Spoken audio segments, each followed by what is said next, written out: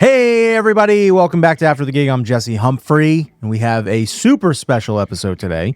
I went up to Massachusetts and I sat down with the head of artist relations at Zildjian Cymbals, Eric Gross. So this is a really fun conversation. We found out that we both were at Berklee at the same time, which is kind of crazy. I feel like I'm constantly running into people in the industry now that were there at the same time that I was there. It just shows how not good at networking I was back then. Talk about a lot of really great stuff, how he landed the gig, Berklee, where that took him, those relationships, working with some of the biggest artists in the world. If you don't know Zildjian Cymbals, if you are not a musician, they are one of, if not the biggest cymbal makers in the world. And the fact that the biggest cymbal maker and the biggest drumstick maker have combined, and they're under the same company umbrella now, and that's Vic Firth sticks, Zildjian Cymbals. I play both of those almost exclusively, and I'll actually show you a couple of those cymbals right now because I have them all with me. I'm in my space now. I'm off tour. I'm back in the studio here, but let me grab a couple of those cymbals. I'll show you how freaking cool they are. So Vic Firth drumsticks, I'll start with that. So you can see here, these are the drumsticks that I play. Vic Firth drumsticks. Play the 5A American Classic Hickory stick, and then you can see my face on there with my signature. Very, very cool. I have Eric to thank for that. He was incredible in setting that up and hooking it up. So thank you, Eric, because these sticks are the best drumsticks there is. No debate. And if you don't know anything about cymbals, they're the shiny things that you hit that kind of color your sound. The most important parts of a drum kit, I think, are the snare drum and the cymbals. It's kind of your voice. Those are the things you can swap in and out to like really change the vibe.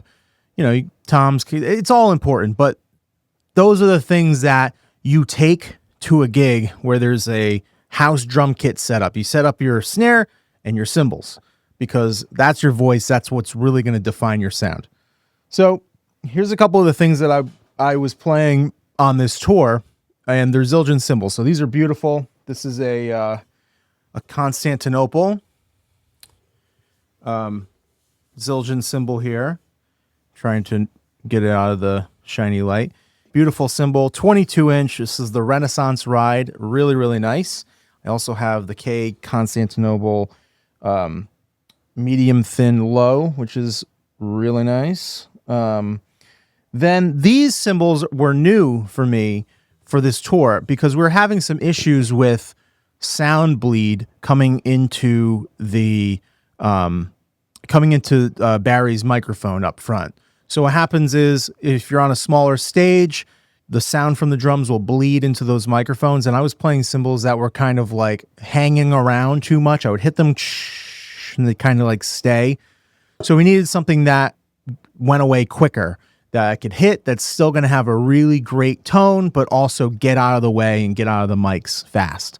And these were by far the best cymbals I have ever played that do that. I have this one here, and these are the K Zildjian paper thin crashes. They're really thin. I don't know if you can see, but you can bend them. Most cymbals you can bend, but these you can bend a lot. And this is a 19-inch fast crash. It's fast. It gets out of the way. You hit it, gets out of the way. And that was on my left side. I also have a 21-inch version of that, which is a little bigger, lasts a little bit longer, but still gets out of the way really fast. And then I have this amazing 20-inch. There's plenty of people that are like, what are you talking about? Get to the interview. And that's fine. I will. But this is a K special dry crash, which also gets out of the way fast, but has a really cool dark sound, really nice for coloring your sound and adding a different texture, something dark, something that's a little bit, has a lot of personality to it, which I really enjoy. Some of the most famous drummers in the world, best drummers in the world are playing. And I'm happy to say that I'm playing them as well. They're really great instruments. Before we get to the episode, Carbon Leaf has a bunch of dates coming up. You can go to carbonleaf.com/tour, I believe. or it's just carbonleaf.com. Click on tour. And I also have a couple other shows coming up. I'll be playing solo acoustic at Gooseneck Vineyards this Sunday from 1 o'clock to 4 p.m. So it's like an afternoon kind of hangout, chill vibe, acoustic vibe. I'll be playing covers and stuff, and they have great wine and stuff, like cheese boards. Very fancy, very nice. Gooseneck Vineyards this Sunday at 1 o'clock with your boy. Also, I'm extremely excited that I'll be playing with Dan Mills on November 12th. That's a Wednesday night at Myrtle in East Providence. We played there a few months back. It went so well. We're going to add in some of Dan's new tunes from his new record that he's releasing singles for right now, and he'll be coming out with soon. I don't know when he's actually releasing it, but I'm super excited for this show. So if you are in the Rhode Island area, if you're in Massachusetts, New England, I highly recommend you think about coming down to Myrtle in East Providence on that Wednesday, November 12th, because it's going to be so fun. It's very relaxed, chill hang. You can talk with us. We always get comments after the show saying like, "Hi, you guys look like you guys are having so much fun up there." It's because we are. We're having a lot of fun up there. So please get your tickets. I'll link down below and let you know all about that. If you're not already on the newsletter or the Substack, that's where all this stuff gets released right into your inbox. So anytime a podcast or a newsletter comes out, you see it right away. You get it. It has links there, ways how you can support the show so we can keep doing this and keep doing it all the time. And I really appreciate all your support. Love you guys.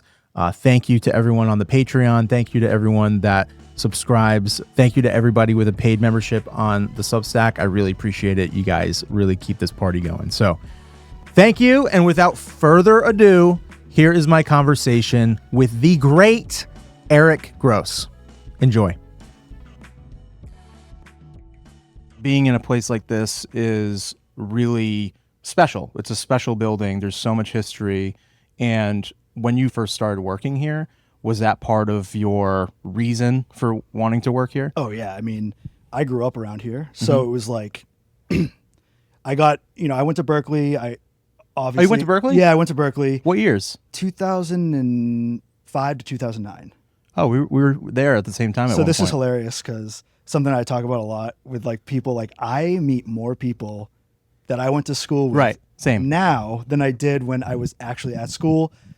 Like I said, I did grow up in the area, so for the most part, I lived at home. Yeah, and I had a local band that I played in, so I didn't spend any weekends up there. I was always coming home, and so I really didn't make as many connections as I should have. But my relationship with Zildjian and Vic started before that because I had met the graphic designer while I was playing in the band going to Berklee, and I got connected with Sarah. So when I started touring, she was helping me out. So I had that artist side before I came working here. Oh, interesting. Which was it was weird. Yeah. Amazing. When I went to Berklee, my drum teacher at the time, my private drum teacher, he knew I wanted to go to Berklee, and he was trying to give me advice. And at the time I was like, I want to be a drummer, so I'm going to go for performance. And he kind of gave me some advice to kind of be like, you don't need to go to, get a performance degree to play drums forever. Like you should think about some other options. And that I was like, all right, well, what else would I do? And I looked and it was music business. And I'm like, well, sure. Cause I knew Zildjian was here. I'm like, that actually sounds, I think at the time I was probably thinking a safety thing. At least I have a business degree or something to kind of quote unquote fall back on.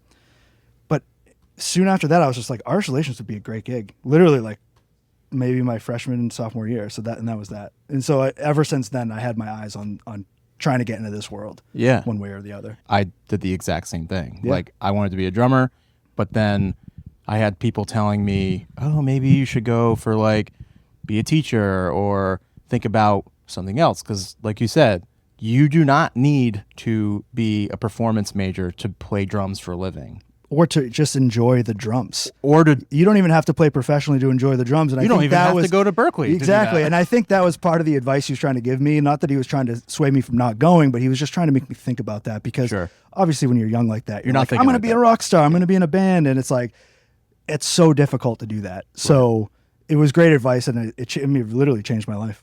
That's fantastic advice. How did going that route at Berklee affect you and help you? Did you have any moments at Berklee in the business side where any kind of light bulbs clicked where you're like, oh, wow, I'm really glad that I learned that, or I'm glad I read that book because that so affected hard me. Because that was so long ago. Yeah. And the biggest thing that helped me, like that contributed to where I'm at now, is really just going to Berklee. And then I went on the Nashville spring break trip. I don't know if you remember that. I never did it. So it's just weird. Like, because people ask me that a lot, like, oh, so like, how did Berklee help you get here? It's like, well, it helped me go to Nashville and fall in love with Nashville, and then end up moving to Nashville, where then I ended up meeting Joe Testa, who is now my boss. Awesome. A week before he got hired at Vic Firth.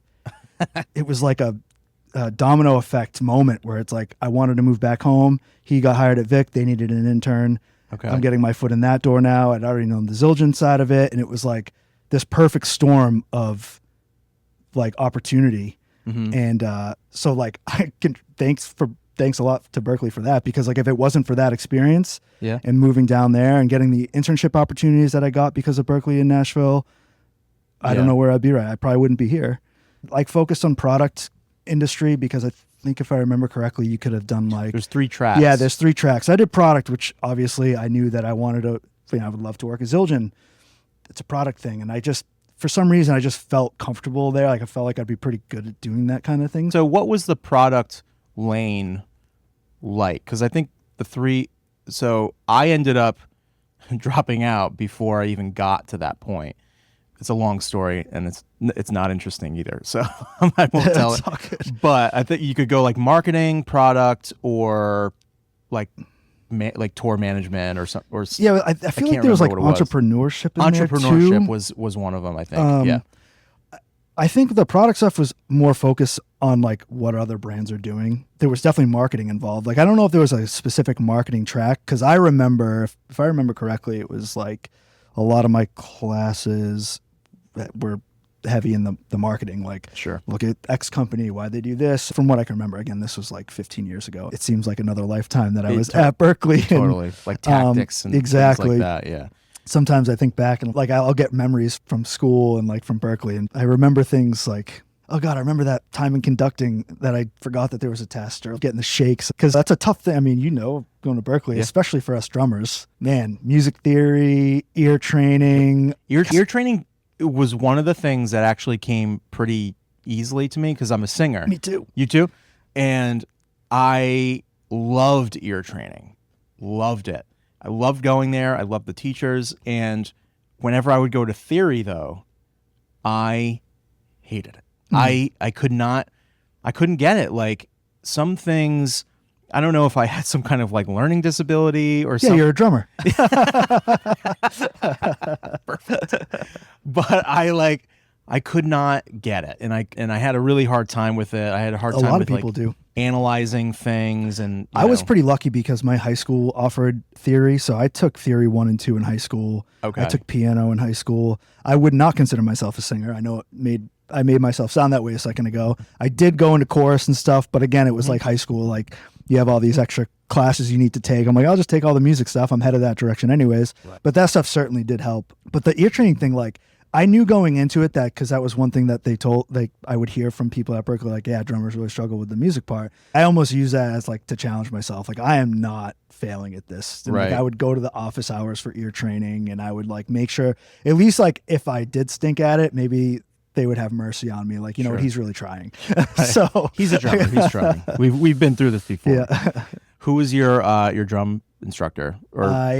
So I studied with Francisco Mela. Great. To start, which was a super big challenge. As a rock guy, I did go through a jazz period. Sure.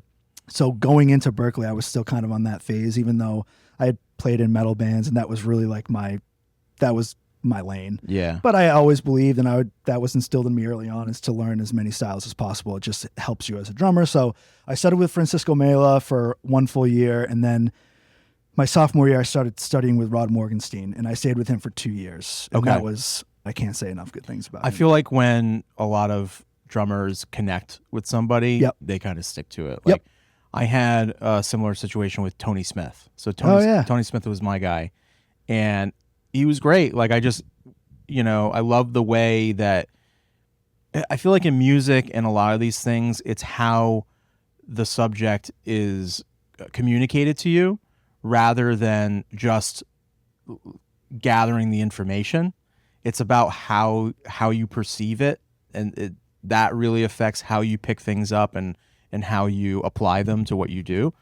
And Tony just had a way with communicating things to me. Like I'm a very visual learner, so he would just show me things, and he knew that I wouldn't always get it just trying, like, from reading a chart. I would have to hear things before I could internalize them. And like, he was great like that. And I also had Jackie Santos, Great. who was fantastic. And I tell people a lot that I learned so much in the first lesson that I had from Jackie, like, than I had learned from like years of lessons from other teachers, because he was just like, he had that feel thing down, and just like how to take the notes off the paper and turn it into music. Great. Two special people at Berklee that I'll never forget. And two people I get to work with in this job. I know. That's the other cool thing is, like, even Francisco Mela, he's like, I'm his rep now. It's such a weird. It's badass. It's so weird. Yeah. But. And the big important thing, like, that you mentioned when you went to Nashville, was that making those connections along the journey, along the way, is everything. Yeah. And it's like, there's a line. You don't want to be a complete punisher. And I tried to be respectful, but like really trying to be aggressive to get it. Like, I remember, this is a funny story talking about Sarah. So my final paper, it was for business management. I had to do some form of management in the industry. And I'm like, well, obviously I'm going to do artist relations management because that's what I want to do. Yeah. I have a connection at Zildjian. I wonder if I can get an interview with Sarah. So Chris Frezza, who was the graphic designer here, who I had met at a random bar that my metal band was playing at, just who knew, like, just crazy. And I was like, hey, is there any possibility you could connect me with Sarah? I would love to interview her for this paper I got to do for Berklee, blah, blah, blah. So she said, yeah, of course, send me the questions, whatever. So I'm like, great, I'm going to get into Zildjian. I'm going to have face-to-face and meet, blah, blah. She sends me all the questions back answered. Oh, dude. And I'm like, damn it. And I'm like, I could just take this. So I definitely lied to her. And I said, oh, the point was to, like, actually interview you, which was a lie, which I've since told her. And we often go back and talk about how funny that is, or just in general that, like, I interviewed her for that paper. So yeah, I did my paper. So anyway, so I did get to come in here, and I got some face-to-face time with Sarah, and that was it. It was all good. And then I moved to Nashville, and she probably never, it was whatever. But I got that FaceTime, like, hopefully made a little bit of an impression. That way, like, if a job comes up, like, oh, hey, like, I applied for this job. Like, remember me? Like, I interviewed you for, like, oh, wow, he actually really made, whatever.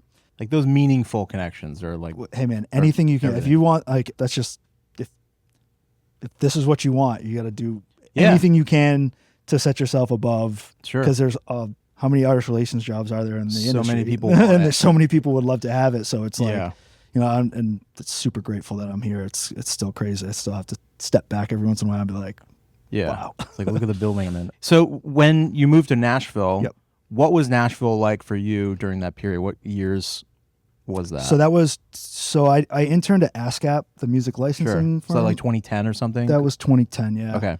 Or 2009 into 2010. And I moved back in 2010. It was good. I mean, it was the first time away from mom and dad. Sure. And, it was a learning experience, and some lows and some highs. But did you really feel like, oh, I'm like out on a ledge out here? No, what was it like? I was super grateful for my internship because, like, I think it was like my first day. ASCAP will do, and I think all those companies, the BMI and CSAC, do #1 parties. When their songwriters or artists have a #1, they throw a party for them. I think my first one was Darius Rucker. Oh, cool. And he was like the nicest guy ever. And I was like, oh my God, this is so, you're young. And in the industry, you start seeing like famous people. It's like, holy crap. So I was in a really good situation where I kind of got experience in some situations where I needed to be professional. And that was super helpful. And then actually that lasted 6 months. And then I started working for Drum Paradise, which is a cartage company. Okay. My roommate who came with me from Berklee was already working there. So I got a job there. And that was amazing because, again, I'm making all these relationships with all these drummers. And now in my position, it's like, hey, remember me? Like, again, it's just like kind of building more foundation, making some connections. Like, I still work with a lot of those guys. And it's nice when you have some kind of familiarity. 100%. Familiarity. Yeah, that's a tough one. I can't say that one. I ain't going to try. Familiarity. There you go.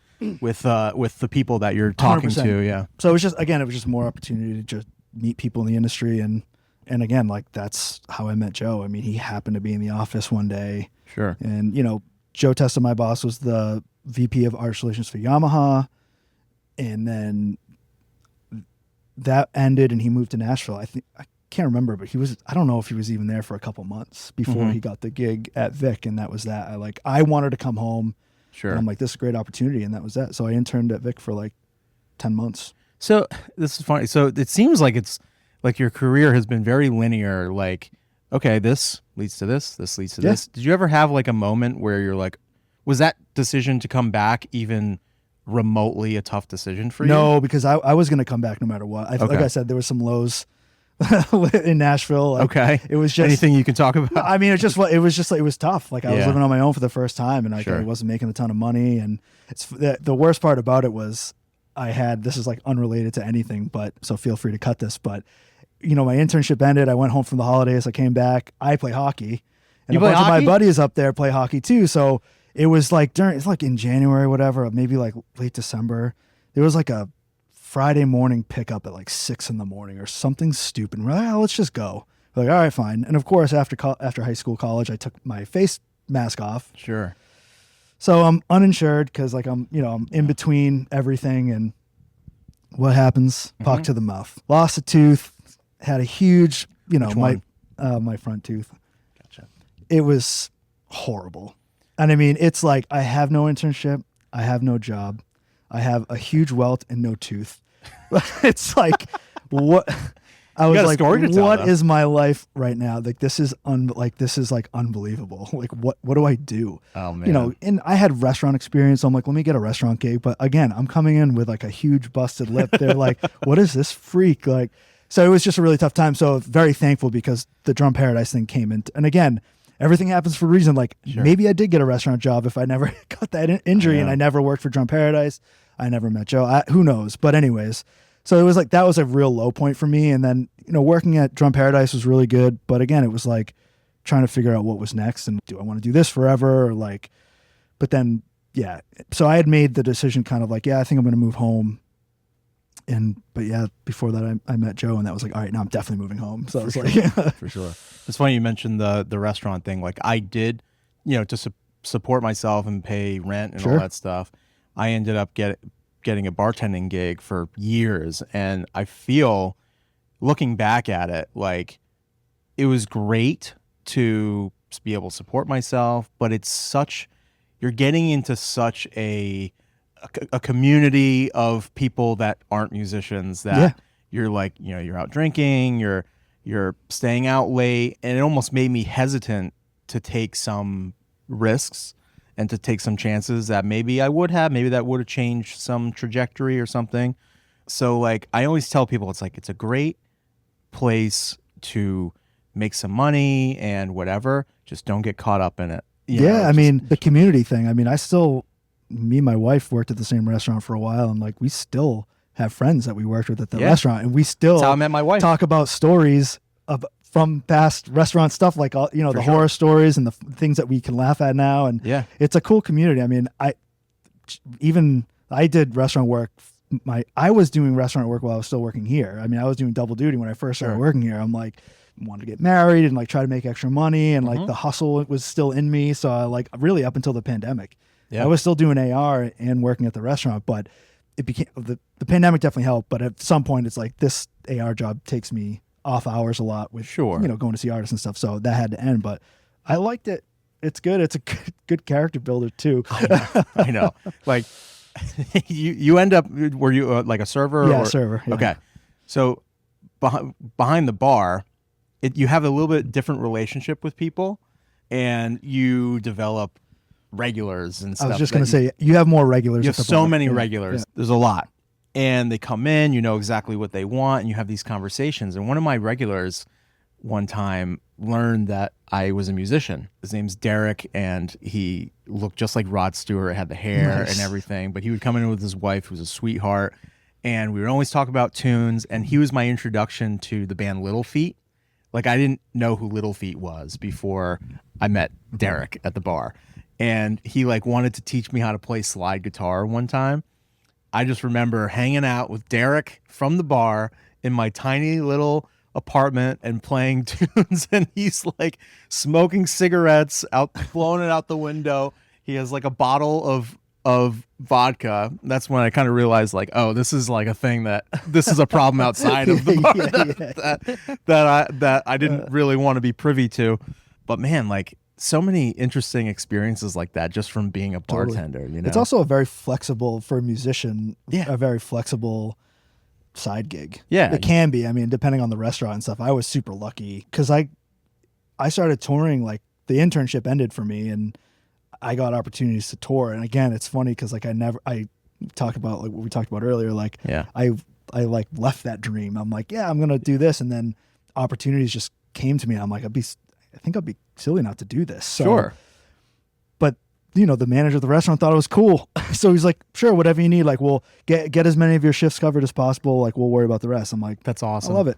And every time I came back from tour, it was like, I worked my ass off at the restaurant to, you know, because you don't make a ton of money a lot of the times as a musician, and especially at the level that I was at. So it was perfect. It worked out great. Yeah. But if it wasn't for that, I don't know what I would do.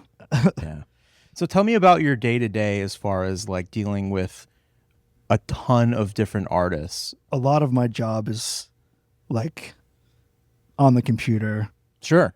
Doing orders. Yeah. You know, I have help for that now, which is amazing, but that's the most important thing. Yeah. I mean, I always say this, like, our customer service is the most important thing of our job, because we could have the best product in the world if we're not getting it to our artists in a timely manner and whatever, and like what they exactly want, then what good is it? So like, I always stress, like, so my focus is always like making sure I get back to people on the emails. And as far as product stuff for specific artists, I mean, the rock guys that I deal with, they just want, you know, I need the 20-inch A custom crash, and okay, great. And then, you know, you got the jazz players that are more nuanced and they need a particular sound, and that's where like a lot of more time and focus needs to be put into. And most of the time though, we host them here. Sure. And they can come in and pick. And that's certainly a challenge, especially when I first started in this job, because not a lot of people knew who I was, and they're like, well, who's going to pick my cymbals for me? And it's, you know, it's just being very honest with them. And listen, if you hate this, it's totally cool. I'm not going to take offense. Send it back to me. Let me play it again. And I'll know that you don't like this. I can pick against it, blah, blah, blah, like stuff like that. Yeah. But then you get a rapport with these artists, and it's like, oh, I know what you want. And it's like, now it's been like 8 years I've been doing this. It's crazy. It happens so fast. And so I feel like I have a good grasp on what most people want. Do you find that the trends change over time, or maybe over the last few years while you've been doing this? Yeah.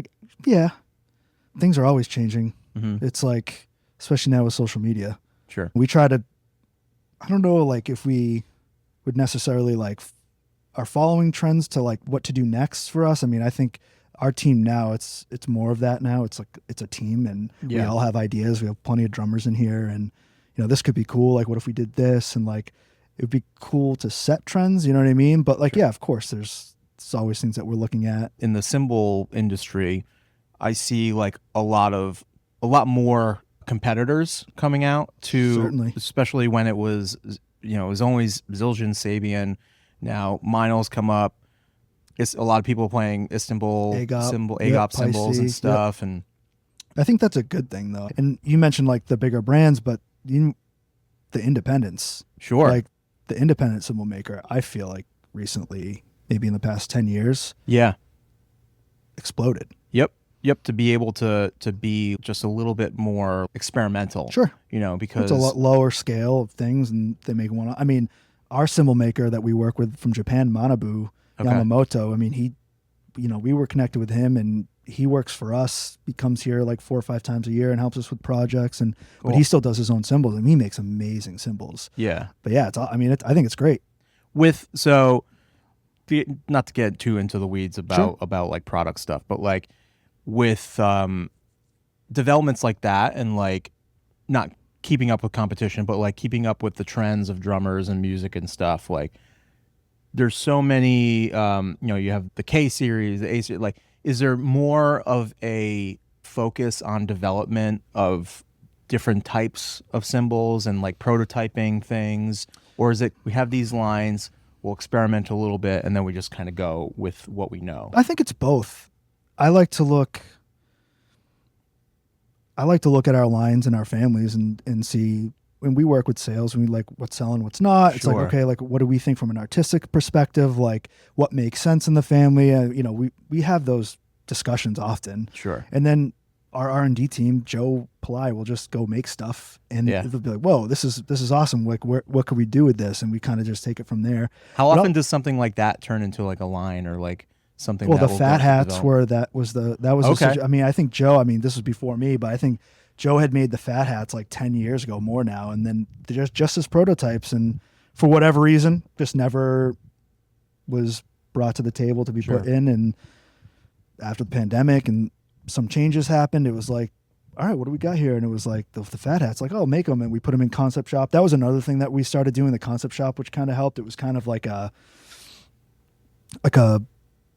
testing site for us, like where we didn't have to invest a ton of money and time into like making a line of symbols that we're going to sell zero. You know what I mean? So the Fat Hats went in and they sold, and it was a no brainer. Okay. And then we just did the same thing with the projection ride. We worked with Craig Reynolds. Okay. And then Jay Weinberg's Break Bell was another one that they were like the fastest sellers. So like, yeah, these go in the catalog. Right. And so which brings me, when you talk about like, what do we do like product wise? We also follow trends. Like, what are our artists saying? Sure. Like I talk to artists all the time. Like, hey, you guys ever thought about this? Like, oh, it's a good idea. Yeah, we have talked about that because blah, blah, blah, whatever.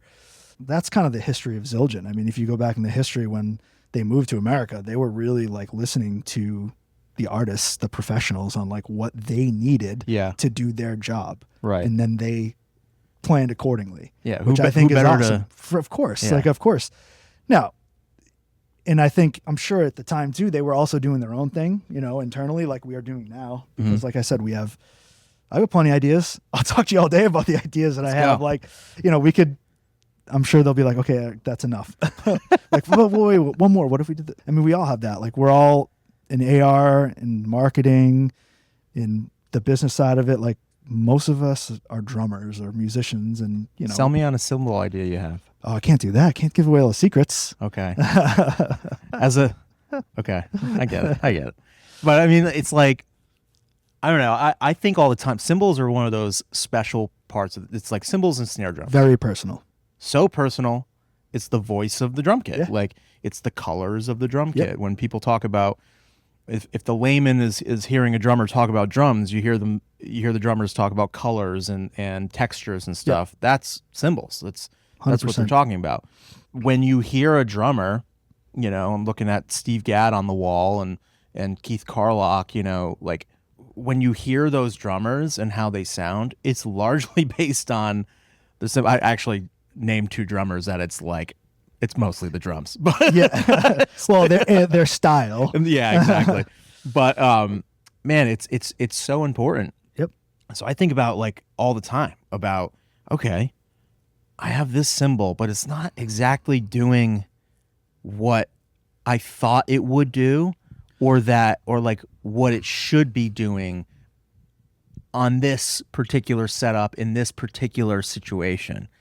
It's like, how can a drummer come up to someone like you and say, hey, nothing that I've tried in the lines is like doing what I need it to do. Like, what can you do to get me to this place to make me happy? Yeah, I mean, we get that question in so many ways. Like, yeah. And it's all situational. My answer, like if you can make one up right now, I mean, I have my favorites. It was a learning curve. I mean, there are a lot of cymbals that we make, and there's a lot of different sounds, and it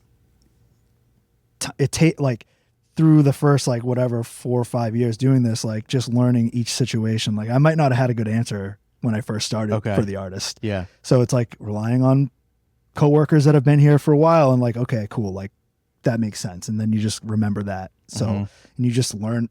I just know the lines now. So like if somebody's looking for a different sound, like, well, have you tried this? Like, I love the K-Dark medium ride. I feel like it's a very underrated ride cymbal. So when somebody's asking me for a particular sound and it somewhat hits there, I'm like, you should try that. Do this. Or like, what do you think I'm looking symbol? for a ride that crashes a little well. I'm like, well, you need the K or A suite ride. Those are the ones. Like, so there's things like that. Like, there's like obvious ones for me, or like, I'm like, we should do this. And then if that doesn't work, we can branch off. they're like, well, this doesn't work for me because of X. And I'll know, all right, because of X, like I'll go to, maybe you need a darker symbol or a brighter symbol, or have you thought of this, or have you tried this? And sometimes like, yeah, I've tried that, didn't work out because of this. I'm like, okay. And it's challenging. It's like, it's challenging, and there's no right answer. It's just like, but I'm pretty honest with my artists, and we're all drummers, and they want you we to can be all honest. just have a conversation. And like, if we're wrong, like I try to make sure that like, dude, if I send you symbols and you absolutely hate them for whatever reason, they're not working for you, you can just tell me that. Like, I won't be offended. It's all good. Like, let's try again. Not hate them, but like, you know what I mean? Like they're just strongly they're dislike. like, yeah, you know, these aren't working for me at all. It's like, okay. It's like weird. Yeah. Do you ever think it's you? I can't say that. Oh no, I said it. It's probably me. No, can you think of any instances where an artist came to you and you recommended something maybe out of left field that they loved, that they really like said, wow, I never would have thought of that, and this worked out in a really cool way? Oh, that's a good question. I want to say recently, because the K-Dark Medium ride has been on my radar as like a good suggestion for people. That probably, but I can't remember who it was.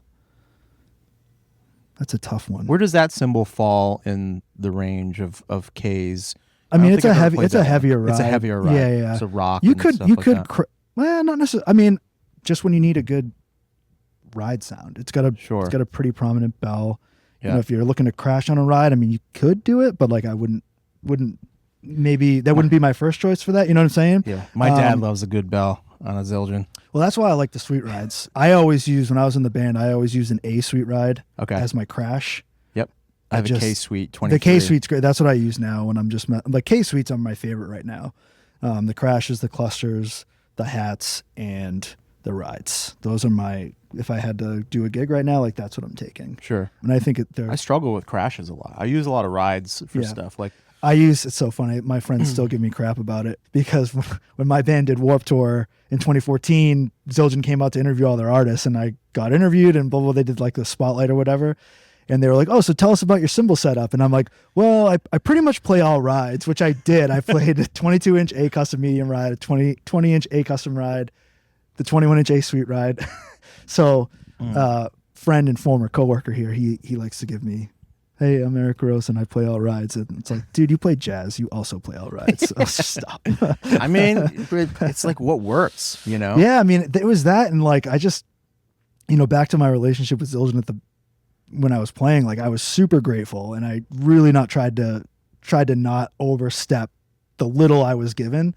Yeah. So I always just stuck to what I knew. Like I never, like if I broke a cymbal and they were willing to swap it for me, like I'll just take the same thing again. I don't care what, like just thank you so much, whatever. So I kind of just stuck to what I know, 14-inch new beats, and the Ultra Hammer China is my favorite still. And I just did that. But then now working here, I'm like, well, I can't not try everything. So yeah, I mean, it's incredible. Also, I kind of need that for my job. So it's like, How often do you get to play? Do you play a lot at home still? Or I play here. You play here? Yeah, I brought my drums here. I mean, as you can see, we have like a million drum sets here. What do you play for drums? I have a Yamaha Maple Custom. I've had it for probably 15 or more years, and it's perfect drum kit. It's the best drum kit for the money. Yeah, I mean, I'll never get rid of that drum set. Yeah. So I have that.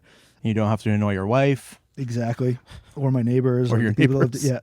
Apartment living is tough when you're a drummer, so I did enough torture to my neighborhood growing up, and my grandparents and parents that lived with us. So it's So now I after hours usually here. It was always so hard to find like practice time or spots. Like when I moved out of my parents' house, like I came up here and you had Berklee practice rooms and stuff, but I always found it very, very tough to actually get the time in. Like I do a lot of practice pad stuff, but it's not the same as when you're playing with a band and all that stuff. And so recently, like when my wife and I got our house, it's like, oh, I have a basement.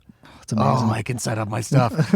Oh, I can play as loud as I want. I can set up the PA. This is incredible, And yeah, I don't do much practicing. I don't want to lose play it. The tunes I don't want to lose what I got. So it's like just going back into the bands I used to play with and the songs that I know and feel comfortable playing and have fun playing, and just to keep up the chops a little bit so I don't lose everything that I worked for, and I practicing through Berklee and all that stuff. So yeah, man, it's such a cool. And the other thing is like when you take such a different path, and for you, you did those things, like you took the traditional route in a non-traditional way. That's a good. Would that I never sound thought about right? it that way, but yeah, that makes sense. Traditional isn't going to college, Right. Yeah. Well, going to college and meeting these people and following your passion to Nashville and making a connection and having the wherewithal to know that someone came back and was with a company that you respected and that you really like. It's like, I got to be there. Like,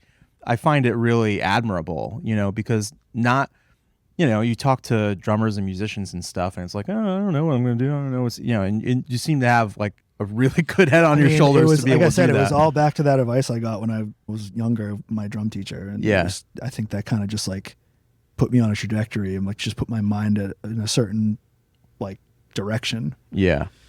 I took an opportunity and it always just had led to the next one. I mean, I took the opportunities. I could have said no, but yeah, I mean. Yeah, being able to pull the trigger is for sure a skill that not everyone has. Yeah. Was there ever a time where you just weren't sure, or you had some doubts about what you're doing? Well, definitely when I was living in Nashville before the Vic Firth opportunity came. And even with Vic Firth, it was like the internship was great, but there was no job. And I was working at a restaurant. I mean, I worked at Vic 5 days a week, Monday through Friday, and I would change in the bathroom, put on my work uniform, and I would go to work. And I worked my ass off. And it was a lot, but I wanted to show dedication. And I didn't want to be like, oh, I'll just come in a couple days a week and screw around. It's like, no, I'll be here every day. Yeah. Whatever you need me to do. Yeah. And then there's a path to growth there. Of course. Yeah. Well, you never know. I mean, it was just showing them that I wanted to be there, and that goes a long way. Yeah. So that too, because then while I was doing that, I was like, all right, well, the internship had to end at some point. It wasn't going to be forever. Sure. And I was like, well, then what do I do? And I'm just working at a restaurant, but that's when I got a random call from somebody I hadn't talked to in like 10 years saying, hey, I'm joining this band. They're going to go on a tour. Like, do you want to like try out? Mm-hmm. I'm like, sure. And that led me to the next thing and took up the next 5 years of my life before the job came up at Vic. Yeah. So crazy. That's rad. Just man. very lucky. That's very awesome. lucky. How often do you get to go out and see shows and all the time and hang out with artists? I'm super lucky that, I mean, both of the brands that I represent are two of the bigger ones, and a lot of people play our product. Not bigger, biggest. Oh, guess I'm trying to be modest, but no, I mean, it's awesome. Mm-hmm. It's tiring because like I could literally probably go to a show like most nights, and at some point it's like, I just want to go home and maybe see my wife, and you know what I mean? It's a tough balance, but she's awesome, comes with me a lot too. We love music, so we love all types of music. So that's also like, we'll go see anything. It's like, that's cool. And I get to, and I'm doing my job by connecting with the artist. So it's like, I'm going to the show to enjoy the show, but I'm also like doing my job and going to see the artist, connecting with them, make that personal connection. Like, it's what the job's all about. And so, yeah, it's awesome. It's great, man. Yeah. Well, dude, thank you so much. Of course. We did it. You crushed it, man. Thanks. You had nothing to worry about. No, this is great. I really appreciate you doing this. Anytime. And maybe next time on video, I'll get over my video fear. Dude, just a couple handsome guys hanging out on video. It's no big deal. Give people what they want, right? All right. All right, dude. Thank you. I'm in, of course.